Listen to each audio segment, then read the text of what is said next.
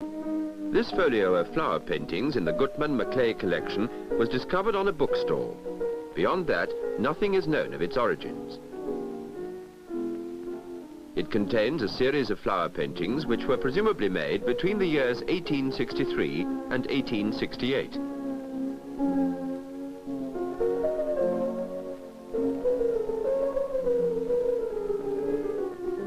The first series are not particularly remarkable, either from an artistic or a psychiatric point of view.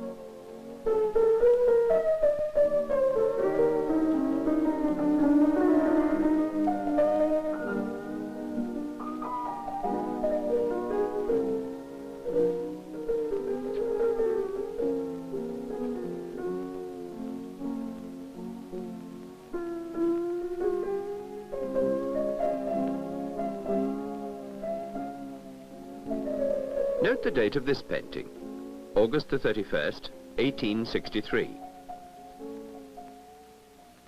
9 months later, the painting is in marked contrast with the preceding pictures.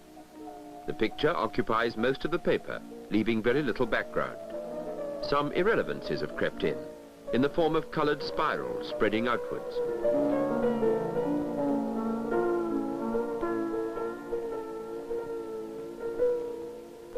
A written description of the painting appears for the first time, couched in religious and mystical terms.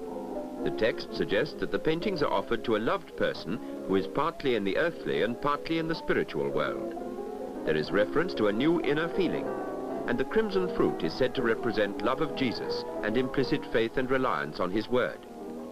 Each tint has its own separate meaning.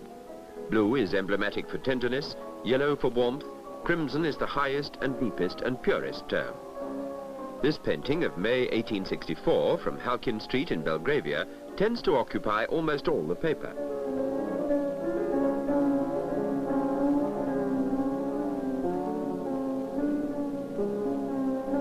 The writing is full of personal symbolism.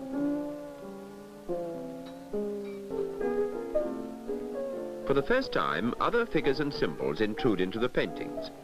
When this occurs in the paintings of schizophrenics, one cannot be sure whether the objects represent hallucinatory material or whether it is the intrusion of fantasy. Since visual hallucinations are not particularly common in schizophrenia, it is perhaps more likely that these figures represent fantasy material.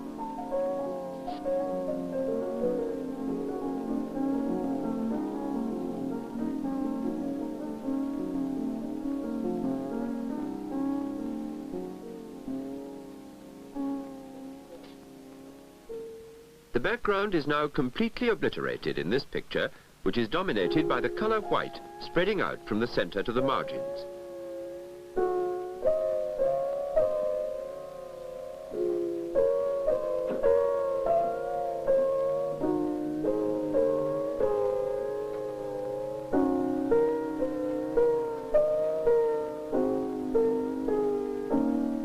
And now writing occurs within the picture for the first time.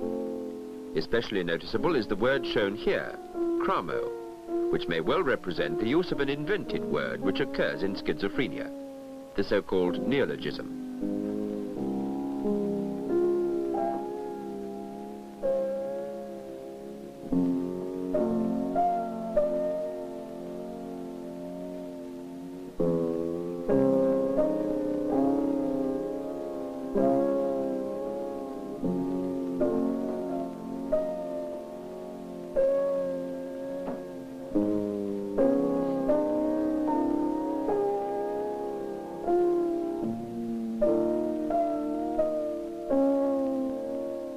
The crucifix shown here is in keeping with the religious trend of thought in the earlier legends and is an example of symbolism in the general sense.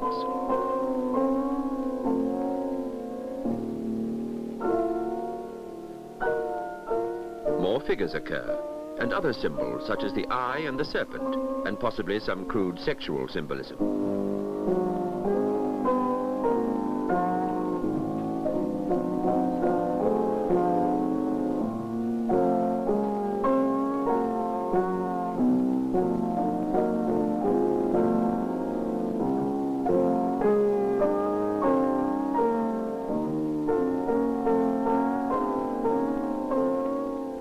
bizarre features of the paintings are now no longer in evidence.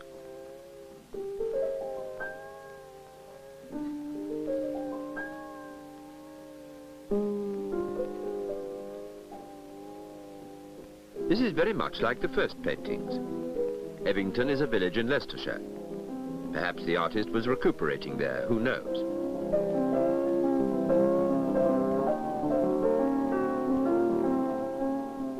The date is now October 1865, about 18 months since the paintings first became obviously changed in style. With the return to normal of the paintings in this series, the cycle is complete.